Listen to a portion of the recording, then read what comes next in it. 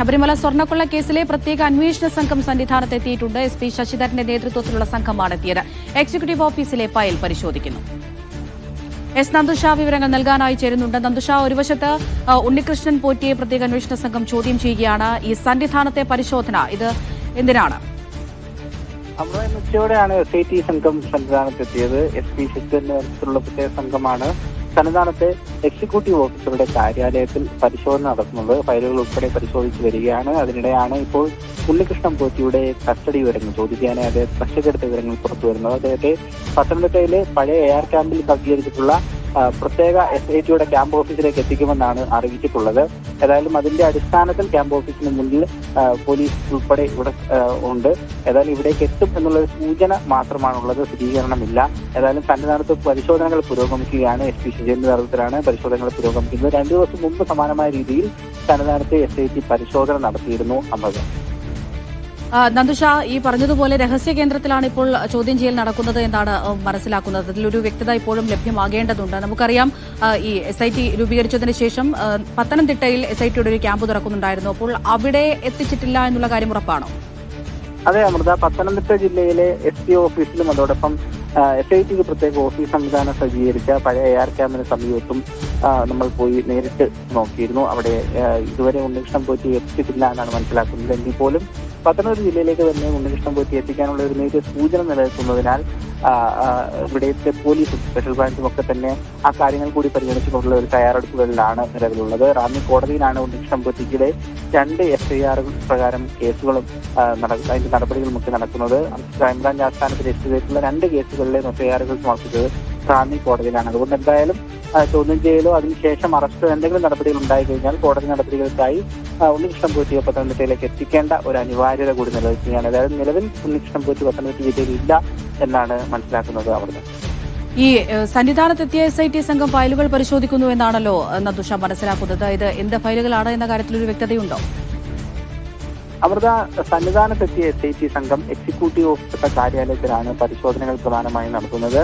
ഈ എക്സിക്യൂട്ടീവ് കാര്യാലയത്തിൽ സന്നിധാനത്തെ വിവിധ രജിസ്റ്ററുകളാണ് ഇപ്പോൾ നിലവിൽ പരിശോധിച്ചുകൊണ്ടിരിക്കുന്നത്. സ്വത്തുവകകളുടെയും സ്വർണം, വെള്ളി, ഉരുപ്പിടികളുടെയും അടക്കം രേഖകളാണ് പരിശോധിക്കുന്നതെന്നാണ് മനസ്സിലാക്കുന്നത്.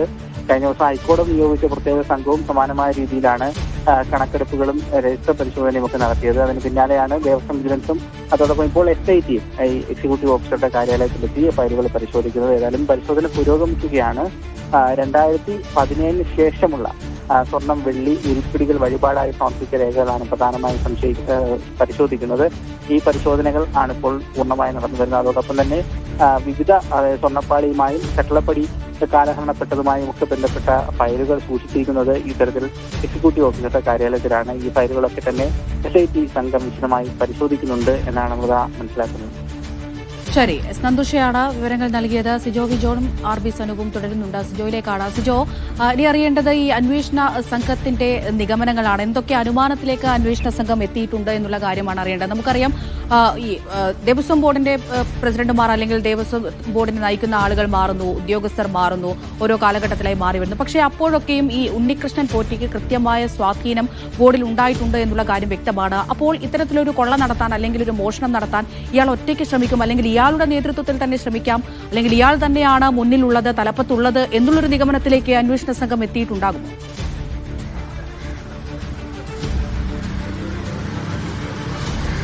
ഇതിന്റെ ഒരു ആസൂത്രണമൊക്കെ നടത്തിയിരിക്കുന്നത് ഉണ്ണികൃഷ്ണൻ പോറ്റി തന്നെയാണ് എന്നുള്ളത് തന്നെയാണ് ഇപ്പോൾ പോലീസ് പ്രത്യേക അന്വേഷണ സംഘത്തിൽ ലഭിച്ചിരിക്കുന്ന നിഗമനം. അതിനപ്പുറത്തേക്ക് വേറെ ആരുടെയെങ്കിലും ഒരു ആസൂത്രണം അതിൽ ആരും പങ്കാളികളായിട്ടുണ്ടോ എന്നുള്ള ഒരു കാര്യത്തിൽ ഇതുവരെ അത്തരത്തിലുള്ളൊരു വിവരങ്ങളില്ല.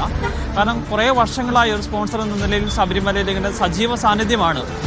ആരൊക്കെ ഏത് ബോർഡ് പ്രസിഡന്റുമാർ വന്നാലും പോയാലും, ബോർഡ് മെമ്പേഴ്സ് വന്നാലും പോയാലും, ഏത് സർക്കാർ വന്നാലും പോയാലും ആ സമയത്തെല്ലാം ഉണ്ണികൃഷ്ണൻ പോറ്റിയുണ്ട്. ഉണ്ണികൃഷ്ണൻ പോറ്റിയുടെ സാന്നിധ്യമുണ്ട് ആ ശബരിമലയിൽ ഓരോ കാര്യങ്ങളിലും ഉണ്ട്. അത്രയധികം സ്വാധീനമുള്ള ഒരാളാണ് ഉണ്ണികൃഷ്ണൻ പോറ്റി.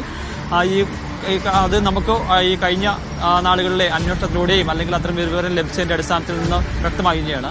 അങ്ങനെ ഒരു സ്വാധീനം ഉപയോഗിച്ചുകൊണ്ടാണ് ഈ ദേവസ്വം ബോർഡ് അംഗങ്ങളെയും അതല്ല ഈ ഉദ്യോഗസ്ഥരെയൊക്കെ സ്വാധീനിച്ചുകൊണ്ട് ഞാനിത് ചെയ്തു തരാം. സ്വാഭാവികമായി ഇത്തരത്തിൽ സ്വർണം പൂജയ്ക്ക് കൊണ്ടുവരാമെന്ന് പറയുമ്പോൾ ദേവസ്വം ബോർഡിൽ പ്രതീക്ഷിക്കാം, ഓക്കെ ശരി അങ്ങനെയാണ്, അങ്ങനെ സ്പോൺസർ വരുവാണെന്നുണ്ടെങ്കിൽ അത് നല്ലതാണല്ലോ, ഒരു കണക്കൂട്ടിലൂടെയാണ് എടുത്തത്.